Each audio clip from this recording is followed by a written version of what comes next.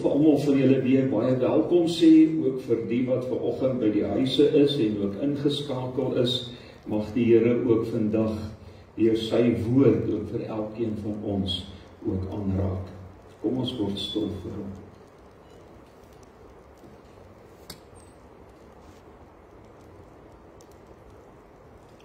Here, U het gesê, Jesus daar op die loofhuttefees, almal wat dors het, kom na my toe en kom drink van die water, en daar sal strome lewende water uit jou binneste vloei. Here, reën is altyd die teken van seën, oorvloedige seën, soos wat ons ook nou beleef. Maar Here, vandag is ons gebed, dat soos wat hy daar aan mekaar net val, sonder storms of iets, wil ons net kom vra, Here, is ons gemeente, kom raak ons so aan, en kom stort daar die lewende water, ook oor ons uit, water van vernuwing, toewyding, soos ons verlede Sondag gehoor het van nuwe lote wat uitspruit, 'n vrye boom wat bot. Kom Here, ons is afhanklik van U, fisies, bovenal ook geestelik. Ons bid dit in Jesus se naam. Amen. Geliefdes, ek groet julle genade, barmhartigheid en vrede vir julle van God onze Vader en deur Jesus Christus, deur die kragtige werking van die Heilige Gees. Kom ons staan en dan aanbid ons die Here met so 3 liedere.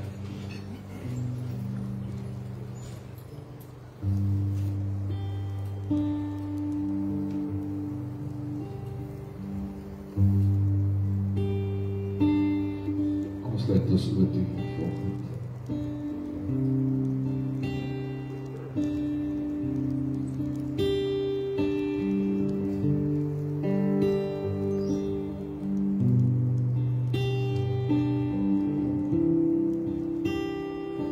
Ek het tyd geleer vir stil gebed. Ons volgende met die liefde en genade ervaar.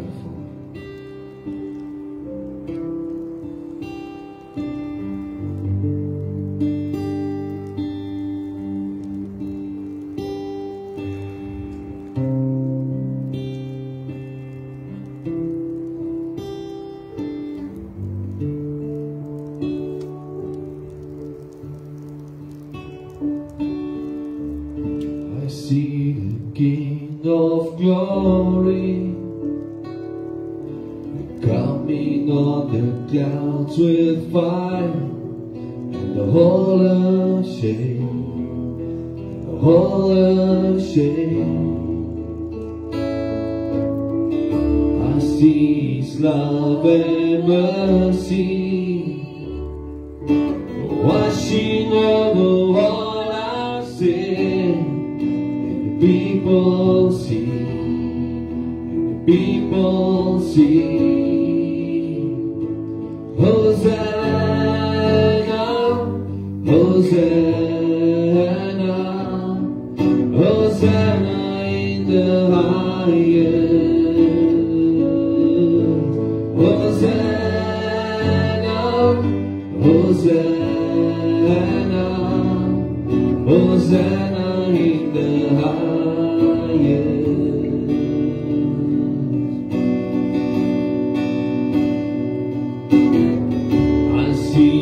Generation rising up to take their place with selfless faith, selfless faith. I see a new revival starting as we pray and sing. We're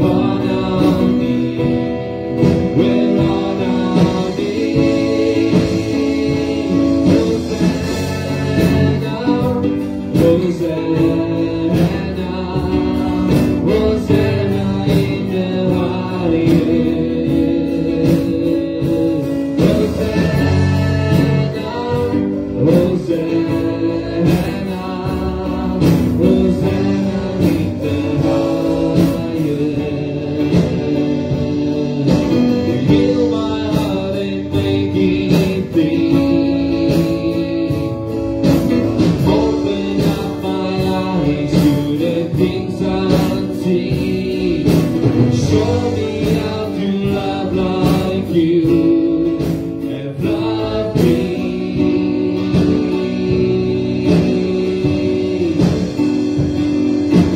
Break my heart for what breaks yours. Everything I am for your kingdom's cause. As I walk from within you, eternity.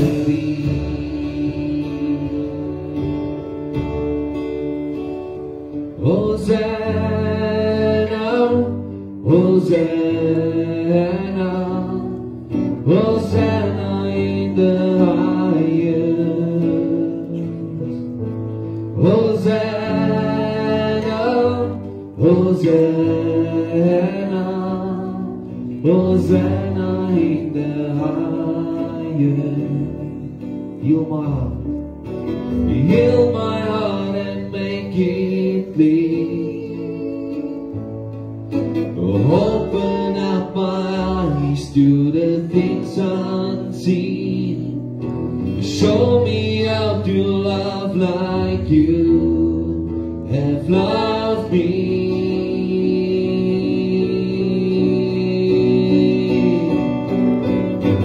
Break my heart for what breaks yours. Everything I am for your kingdom's cause.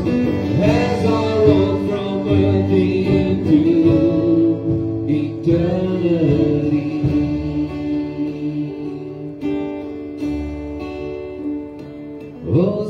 Hosanna, Hosanna, Hosanna in the highest. Hosanna, Hosanna, Hosanna in the highest. Hosanna in the highest. Hosanna in the highest.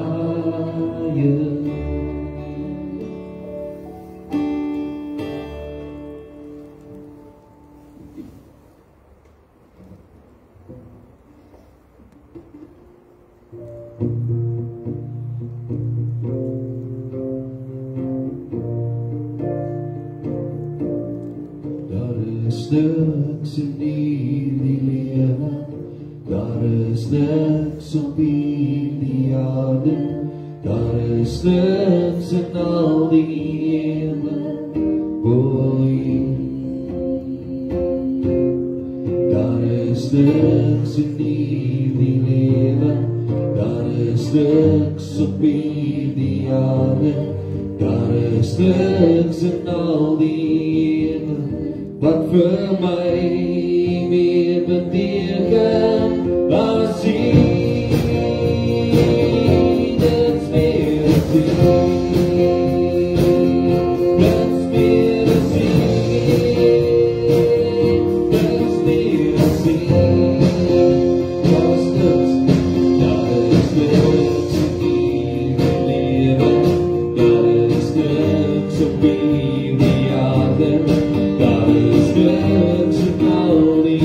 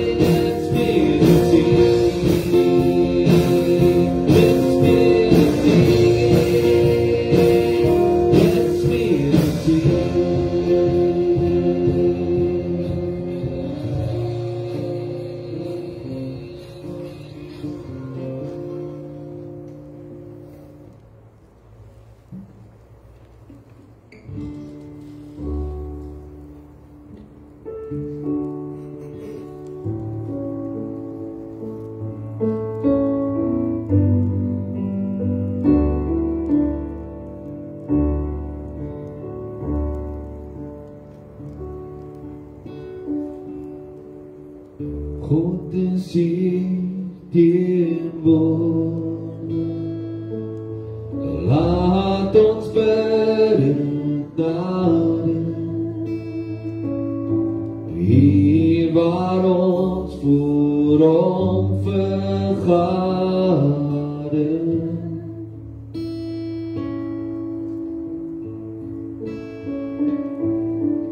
God is hier teenwoordig, laat ons bidden nader, hier waar ons voor hom vergader.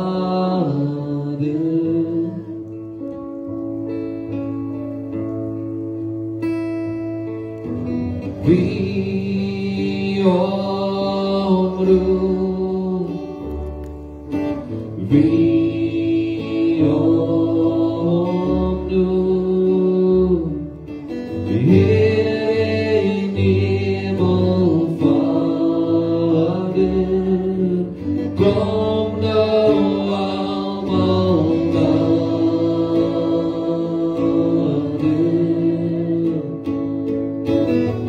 God is hier teenwoordig,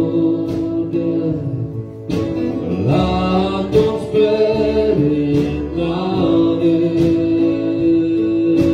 hier waar ons voor hom vergader.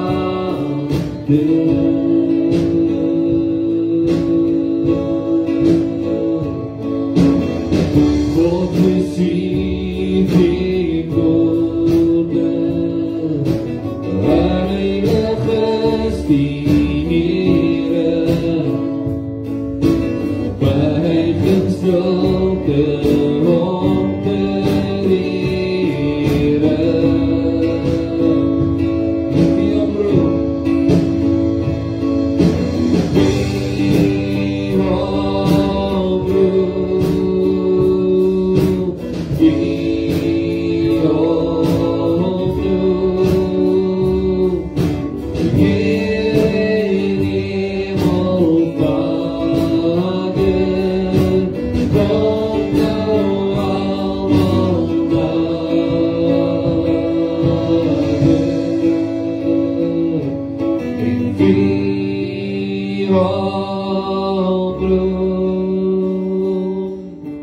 wie omroep, Heer in Hemelvader, kom nou almal nader. En wie omroep, wie omroep, Heer in Hemelvader, kom nou almal nader.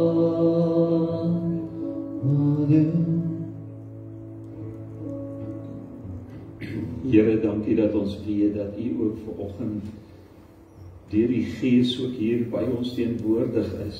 U Gees wat in elkeen van ons is. Ja, ons het as ware U Gees hier ingedra met ons teenwoordigheid. Here, in ons gebed is dat U ook vandag ook met elkeen van ons sal praat. Ons bely dit in Jesus se naam. Amen. Baie dankie.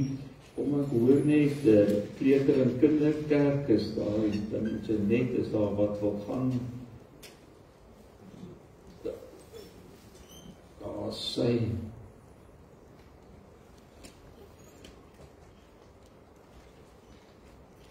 Kom ons maak kom ons sê ons tema vandag soos 'n dief in die nag. Ons het so baie hierdie beeld al met mekaar gedeel soos 'n dief in die nag. Die wederkoms van Christus. Nou, as ons 'n oomblik eerlik met mekaar moet wees vandag, ons hou nie van iets wat onverwags gebeur nie. Dink so 'n bietjie aan die vriende of familie wat opdaag sonder om 'n afspraak te maak, so onverwags op ete en op die ou einde is jy nie gereed nie en alles is deur mekaar en jy sê vir jouself, hulle kom my net gewaarsku. Of kom ons dink ook ernstig aan iets anders, daardie oproep van 'n familielid wat sê so en so is nie meer by ons nie. Ons sê die laaste ruk hoor mense so baie van noodlottige en baie erge motorongelukke. Daardie oproep om te sê, daar was 'n ongeluk en jou ouers of 'n familielid het ongelukkig gesterwe. Ons hou nie, want dit is nie lekker nie. Jy is nie daarop voorberei nie. As jy nou self net daarop kon voorberei, ek sê baie keer, daar's 'n groot verskil in 'n rouproses, net so op die kantlyn. Wanneer iemand na 'n lang siekbed oorlede is en daardie persoon sterwe, dan is 'n mens gewoonlik voorberei. Nog steeds is dit seer, maar jy het maande of 'n jaar of wat gehad om afskeid te neem en te weet, dis die einde. Maar daardie onverwagsheid van ongeluk, 'n hartaanval wat skielik. Ek wou nog dit en dit sê, ons wou nog dit en dit doen. Maar nou lees ons dieselfde ook in hierdie gedeelte van vandag, dat die wederkoms gaan so onverwags wees. Baie mense gaan dalk sê, ek wou nog my saak met die Here regmaak. Ek wou nog kerk toe gaan. Ek wou nog my lewe aan hom gee. Maar dan is dit verby. Want sy koms gaan wees so onverwags. En dis waaroor vanoggend gaan, en ek wil saam daarmee ook so ietsie vanoggend aansluit by Openbaring, waarin ek ietsie wil deel ook oor, as hy kom in hierdie onverwagsheid van hom, wanneer hy kom, wat gaan gebeur? Hoe gaan dit wees? Nou kom ons lees vanoggend ons skriflesing Matteus 24, daar vanaf vers 36 tot 44. Maar niemand weet wanneer daardie dag en uur kom nie die engele in die hemel nie, en ook nie die Seun nie, net die Vader weet dit. Soos dit in die dae van Noag was, sal dit ook wees by die koms van die Seun van die mens. In daardie dae voor die sonvloed het hulle soos gewoonlik geëet en gedrink en getrou, tot op die dag dat Noag in die ark ingegaan het. Hulle het nie besef wat aan die gang was nie, totdat die sonvloed gekom en hulle almal weggesleer het. Net so sal dit gaan by die koms van die Seun van die mens. Dan sal 2 mense op die land werk, die een sal saamgeneem en die ander een agtergelaat word. 2 vroue sal by die meelkoring maal, die een sal saamgeneem en die ander een agtergelaat word. Bly dus waaksaam, omdat julle nie weet watter dag julle Here kom nie. Onthou dit, as die huiseienaar geweet het, watter tyd van die nag die dief kom, sou hy wag gehou het, en nie toegelaat het dat daar in sy huis ingebreek word nie. Om dieselfde rede moet julle ook altyd gereed wees, want die Seun van die mens kom op 'n uur, dat julle dit nie verwag nie. Ek wil graag 'n oomblik saam met julle ook deur hierdie teks gaan, voor ons by die belangrike dinge uitkom van hierdie teks. Daar in vers 36 lees ons van die geheim van die wederkoms, dat niemand dit weet nie, net die Vader. Selfs lees ons hier, dat selfs Jesus weet dit nie. Dit is God se autoriteit, se soewereiniteit. Wat beteken, hy kan 'n besluit neem, wanneer en hoe hy dit wil doen. Dis sy as soewereine God se keuse, wanneer hierdie gaan plaasvind. En as ons dan vir mekaar sê, dat net God weet, dan moet ons versigtig wees om ons vas te vang in beredenerings en spekulasies oor wanneer dit gaan wees, want niemand weet wanneer dit gaan wees. Die fokus moet nie wees op wanneer hy kom nie, die fokus moet wees op dat hy kom, en die belangrike, hoe leef ons tot hy kom. Volgende Sondag gaan Frits meer stil staan ook, hoe raak dit ons lewe, hoe moet ons lewe lyk, terwyl Jesus stal om te kom. Hy maak dan gebruik daar vers 37 tot 39, die beeld van Noag. Hy sê in Noag se tyd, het die mense aangegaan met hulle daaglikse lewens, hulle het geëet, gedrink, getrou en in die huwelik getree.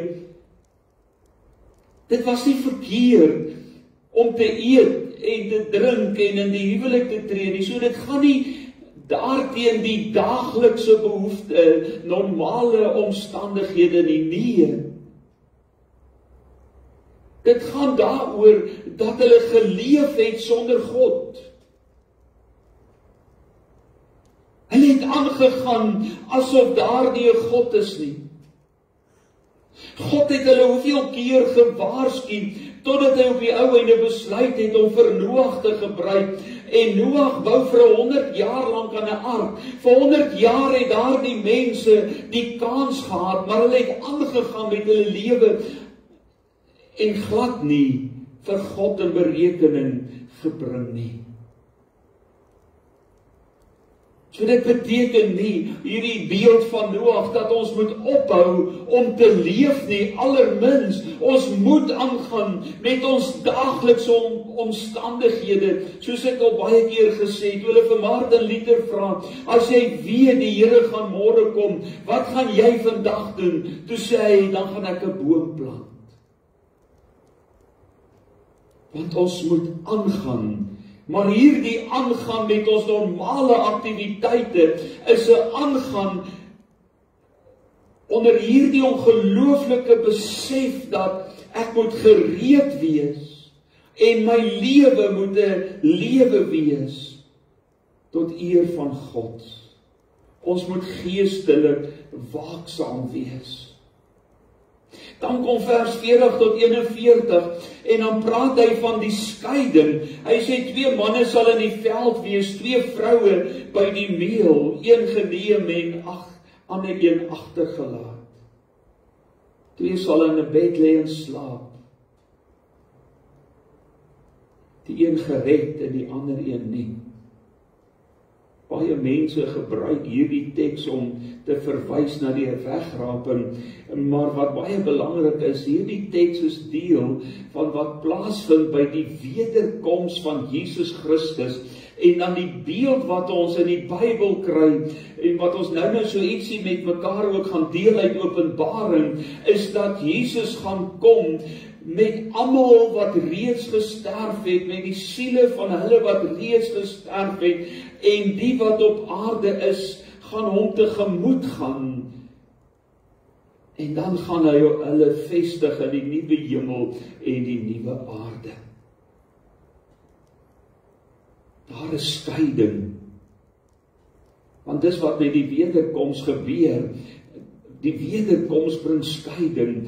Daarom die prentjie wat julle daar sien, daar die spies of swaard in die hand, wat op die ou einde die teken van oordeel is. Dis 'n tweesnydende swaard, sê die Bybel, wat insny tussen reg en verkeerd. En ons moet gereed wees. Die hartseer is, vriende, is dat dit kan beteken dat die man gered is en die vrou verlore of omgekeerd. Daardie mense wat saam met jou werk, kan een gered wees en die ander een nie. Dit gaan hier oor elkeen wat voor God staan en moet rekenskap gee van sy of haar lewe. Ek kan nie my verlossing aanbied vir iemand anders nie. Wanneer Jesus kom, gaan dit wees in 'n oomblik en ons moet gereed wees en dan gaan daar die skeiding kom. Soos 'n swaard wat in twee deel. Die skeiding. hierdie skeiding is nie op grond van beroep of kultuur of status, of kan ek dit ook sê, of op grond van jou lidmaatskap bewys aan 'n kerk of aan spesifieke kerke nie. Nee. Dit het niks met die wêreldse te doen, van wat 'n groep of geslag of wat ook al. Nee, dit gaan in hierdie skeiding oor Jesus. Wat het jy gedoen met Jesus in jou lewe? Die verlossing in en deur Jesus Christus.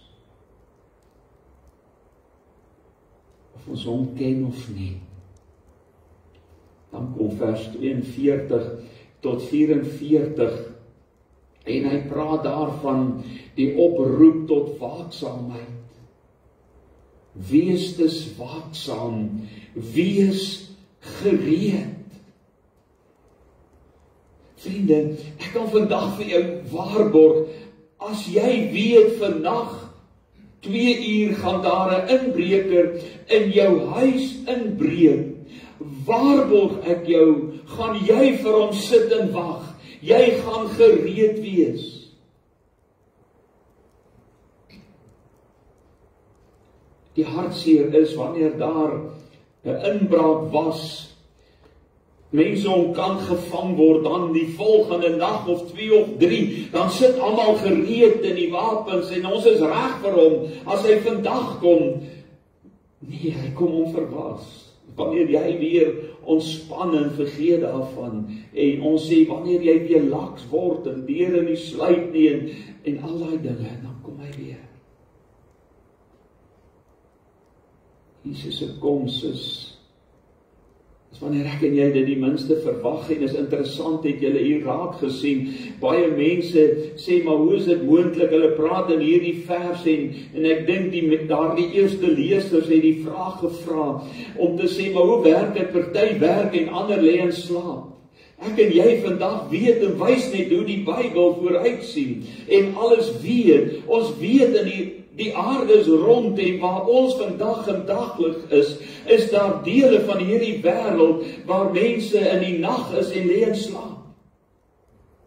So hierdie koms gaan so onverwags wees, dit gaan die hele wêreld bereik in een oomblik.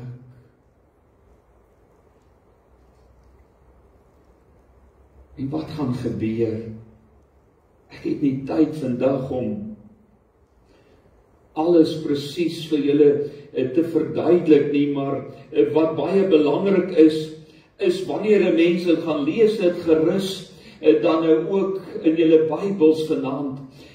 As jy Openbaring 20 gaan lees en net so ietsie oor Openbaring, onthou Openbaring het 7 verhale. Ek gaan vanmôre op in my oggendstilte tye, gaan ek dit ook met julle bietjie deur hierdie laaste deel van Openbaring werk. Daar 7 keer word dieselfde verhaal vertel van hierdie tyd tussen eerste koms en wederkoms.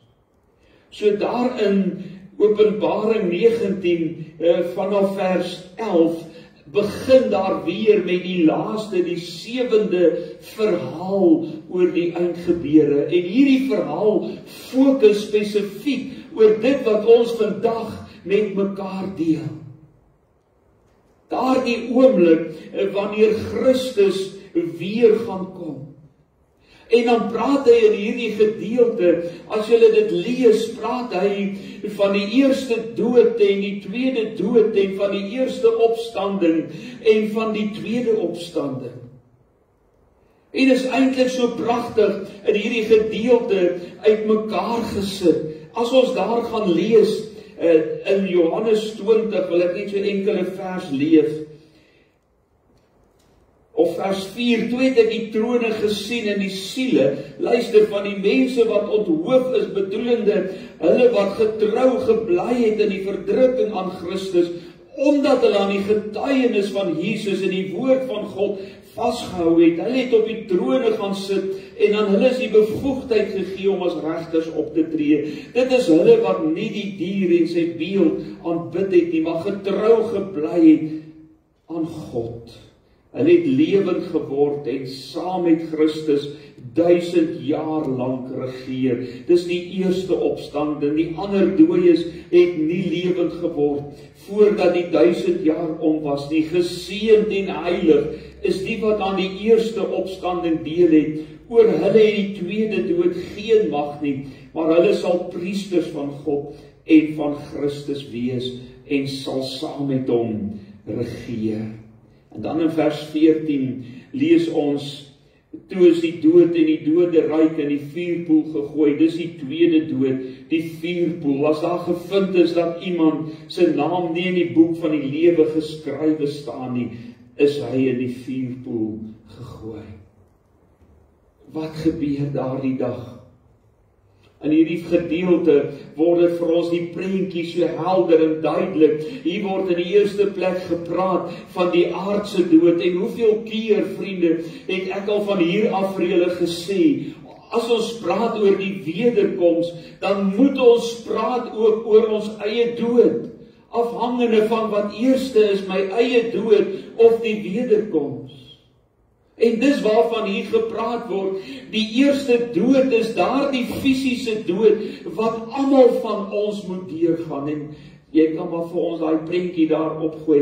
Die eerste dood is daardie wat almal van ons sal deurgaan hier op aarde. Elke mens sal sterwe. Ja, behalwe wanneer Jesus kom, dan word hulle wat op daardie stadium lewendig is, word hulle ook geoordeel. So die wederkoms gaan, en dis waarna hier verwys word vir 2000 jaar al, die wat gesterf het. Daardie fisiese eerste aardse dood, wat ek en jy geen beheer oor het.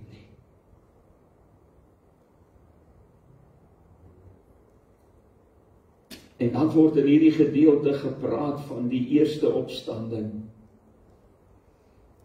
En daar die eerste opstanding verwys na wanneer iemand Jesus Christus as verlosser en saligmaker aanvaar het, en wanneer daardie persoon sterwe, vriende, hier staan dit duidelik in God se woord, wanneer jy sterwe, jy onmiddellik jou siel gered sal wees en by God sal wees.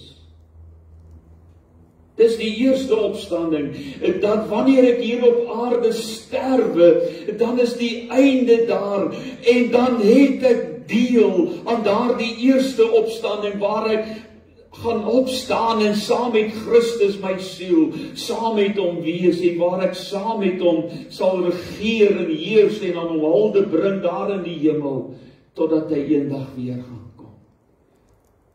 So dis die een ding wanneer ons praat oor die wederkoms, en wanneer ons vandag van mekaar sê, dis onverwags, jy moet gereed wees, dis soos 'n dief in die nag, hoef ek en jy nie te vrees nie, of dit ons dood is, en of dit Jesus is wat kom. As ek Jesus het, dan is ek gered, het ek deel aan die eerste opstanding hier op aarde.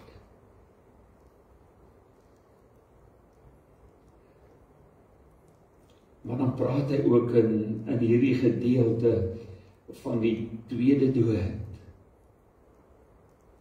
Eerste dood is die fisiese dood, wat elke mens moet sterwe. Maar dan praat hy ook hier van die tweede dood. Wie is die tweede dood? As jy hierdie gedeelte gaan lees en onthou wat ek gelees het, dan is dit almal wat sonder Christus gesterf het.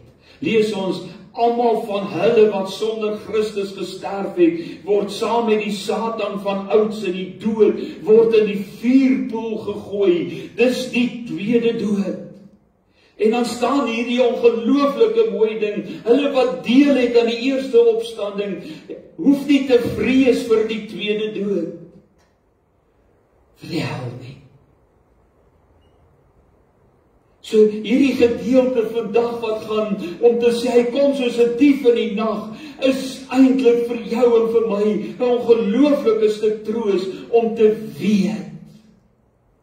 En ek wil hê jy moet vandag hier wegstap met hierdie sekerheid, sonder om bang te wees om dood te gaan, want almal van ons moet sterwe. Dat ek en jy nie hoef bang te wees vir 'n hel nie. Nee, hier staan dit duidelik, wanneer ek sterwe en ek het Jesus, het ek deel aan die opstanding, daardie eerste opstanding, en Christus was die eerste wat opgestaan het en opgevaar het ek deel aan daardie opstanding. En hoef ek en jy nie die hel te vrees nie.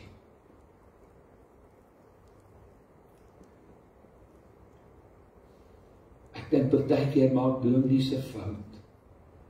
Ek sê so baie vir die studente, as ek so na hulle preke luister, dan sê ek, weet julle wat, julle preek die mense in die hel in, en dan wil julle weer daar uitpreek.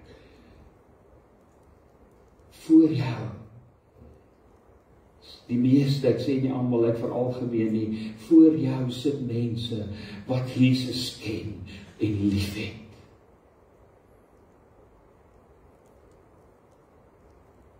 En daarom is prediking baie meer bemoediging om op te tel, om te sê daar's hoop. As jy hierdie week gestruikel het, om plaas om te sê jy's verkeerd en jy's op pad hel toe, om eerder te sê, weet jy wat, God steek sy hand uit vandag, daar's genade. As ons sondes bely, is getrou en regverdig om ons dit te vergewe. Gryp sy hand, want daar's lewe.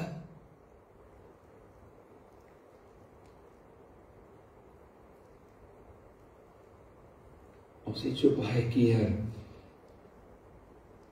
het ons groot geword en mense het so baie keer gehoor dat ouers vir hulle kinders sê, as die kind so bietjie stout is, dan sê hulle, ja, die ou duiwel sit weer agter jou oor vandag. Is dit wat ons vir ons kinders wil sê?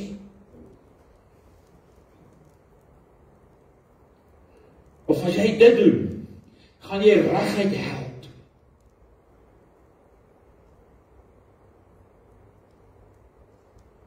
As ons praat oor die einde, as ons praat oor daai oomblik van ons dood, as ons praat oor Jesus wat op die wolke kom, met almal van hulle wat reeds gesterf het, al ons vriende en familie wat reeds by hom is, dan kom hulle almal saam, om hier op aarde die nuwe hemel en die nuwe aarde te vestig, en die wat lewe op daai stadium, hulle gaan nie eers doodgaan nie, die wat op daai stadium lewe, gaan hulle tegemoet gaan, en in ewigheid saam met Christus wees.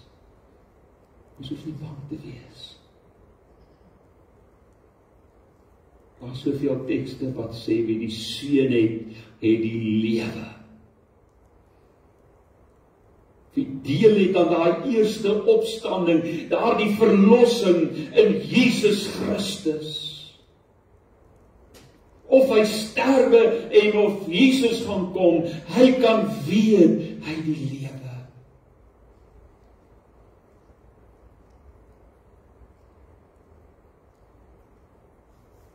My so kosbaar deesdae, begin mense al hoe meer wegbeweeg om te praat van 'n begrafnis. In elk geval, dis 'n woord wat beteken jy begrawe iemand in die grond. Mense begin selfs wegbeweeg van die woorde roudiens. Want weet jy wat? Eintlik is dit 'n lofdiens. 'n sekere wete. Net so ietsie oor die tweede opstanding. Dit word nie eksplisiet genoem hier in Openbaring 20 nie. Daar is twee moontlike verklaringe daarvoor. Die een is die tweede opstanding verwys wanneer Christus gaan kom en almal, die wat lewe, die wat dood is, almal gaan voor sy regterstoel verskyn.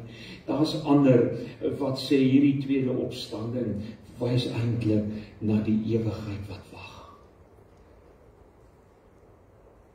En wat 'n mooi teks is daar nie. Kom ek lees net daar Toe het ek die nuwe hemel, hoofstuk 21, en die nuwe aarde gesien. Die eerste hemel en die eerste aarde het verdwyn, die see het nie meer bestaan nie, en ek het die heilige stad, die nuwe Jerusalem van God af, uit die hemel uit sien afkom. Die stad was gereed soos 'n bruid, wat vir 'n man versier is. Toe het ek 'n harde stem van die troon af hoor sê, kyk, die woonplek van God is nou by sy mense.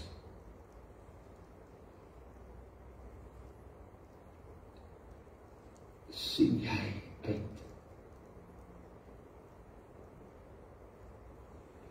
Dit is onafwendbaar. Dit is onafwendbaar. Wie een van ons weet, wanneer daar die eerste fisiese dood oor ons pad kom en ons sterwe. En dit kan enige een raak.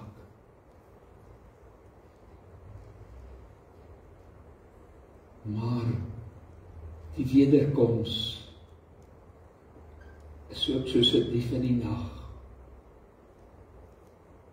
Jy kan vir my die laaste prentjie opsit asseblief. Die groot vraag wat ek en jy vandag het, is jy gereed? En as jy vandag kan erken en bely dat jy Jesus Christus as jou verlosser en zaligmaker het, dan het jy die lewe. Dan het die tweede dood, die hel, geen houvas op jou.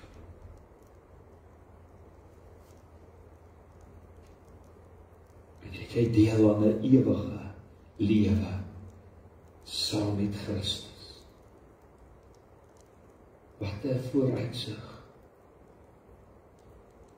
Ja, vriende, dit het implikasies vir jou en my terwyl ons hier leef. En dit gaan Frits volgende Sondag en die Sondag daarna by stil staan. Dit het implikasies. As ek hierdie sekerheid het, as ek gereed is, dan beteken dit, ek het 'n verantwoordelikheid om hier op aarde te leef soos hy dit wil. Ek het 'n verantwoordelikheid om die opdrag wat hy vir my gegee het, na te kom. Ek kan nie sê ek is reg en ek het die lewe, maar ek leef net soos wat ek wil.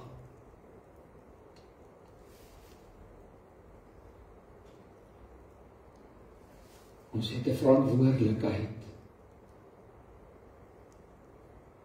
Hoe leef ons? Maar die verlossing is 'n sekerheid. Jesus se aardse dood, daar aan die kruis, wat elke mens moet deurgaan, die aardse dood, waar hy die prys betaal het vir jou en my. En Jesus se opstanding, daar die Sondagmôre, waar hy die dood oorwin het en die sonde oorwin het, kom sê hy vandag, as jy saam met my gesterf het, my sonde bely het, gehuil het daar by die kruis, sal jy saam met my opstaan.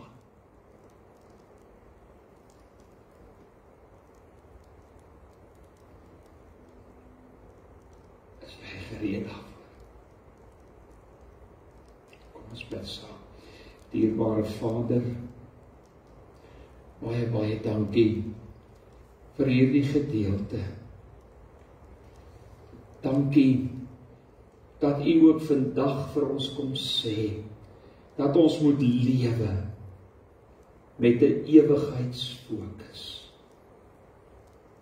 Dat ons nie soos in Noag se tyd so sal aangaan met ons lewe en die erns van die lewe miskyk. Help ons om te lewe met die ewigheid in gedagte. Help ons om waaksaam te wees, elke dag aktief gehoorsaam te wees aan U, want ons weet nie wanneer U ons gaan kom haal nie. Here, help ons dat ons nie sal uitstel. Ons kan nie sê eers môre nie, of volgende jaar. Dit kan nou wees, soos 'n dief in die nag. Die wat sê in 2 Korintiërs 6 vers 2, vandag is die dag van verlossing. Here, help ons dat ons nie vandag hier gaan uitstel. As ons nie eerlik kan sê, ek is gereed. 'n lied wat sê, ek wil gereed wees, die dag as U my kom haal. Want ek weet nie wanneer.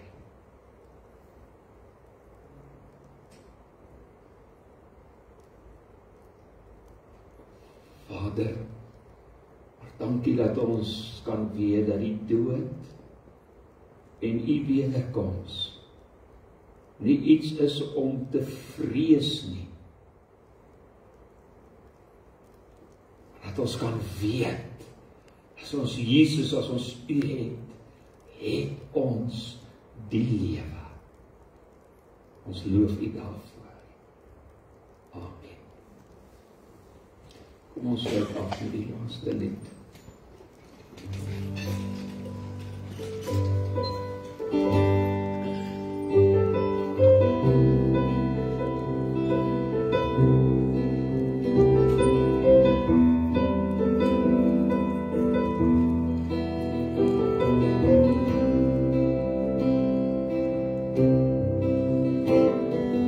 Hier as 'n lied oor ons lippe, hier as wat woorde kan bring, sing harte verlief op die koning, in verwondering. Want wie is die prins van die eeuwe, sal by die beker van vreugde, kom bekroon en luister na ons liefdesbronde. Mooier as die mooiste mooi, held van al ons drome. Genade stort oorlike wyn en vuur is in die hoë. Want die liefde staat ons sterker, vir die bruid wat nie begeer, vir die ons mooiste mooi, wat die bewende neer.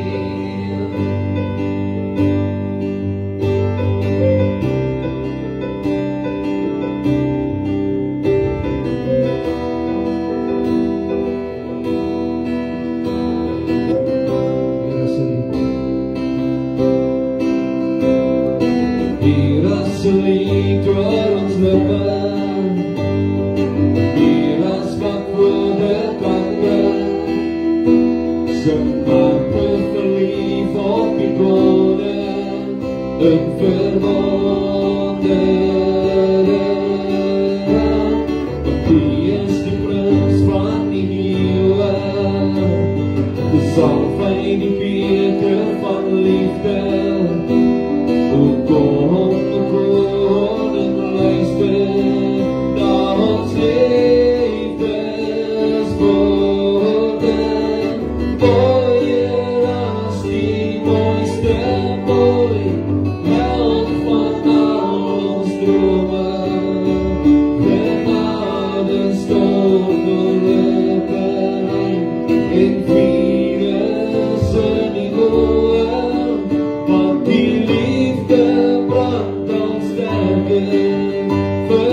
bruid wat U begeer, vir U ons mooiste mooi, by Liebe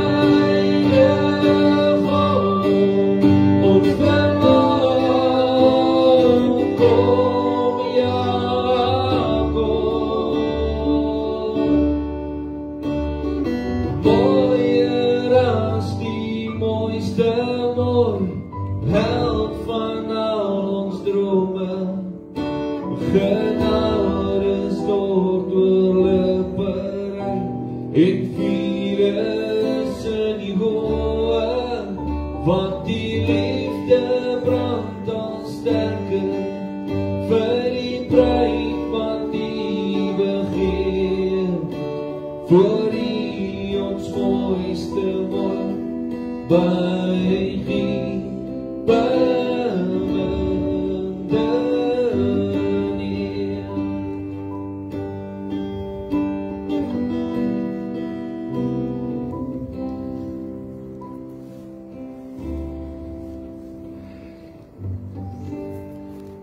Wat 'n wonderlike wete.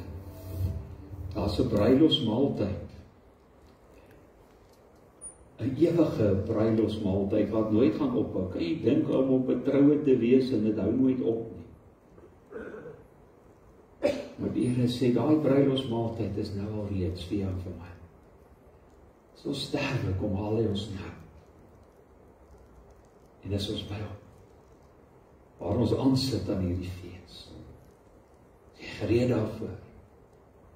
Ontvang sy seën, die genade van ons Here Jesus Christus, die liefde van God ons Vader en die gemeenskap met die Heilige Gees bly met elkeen van julle. Amen.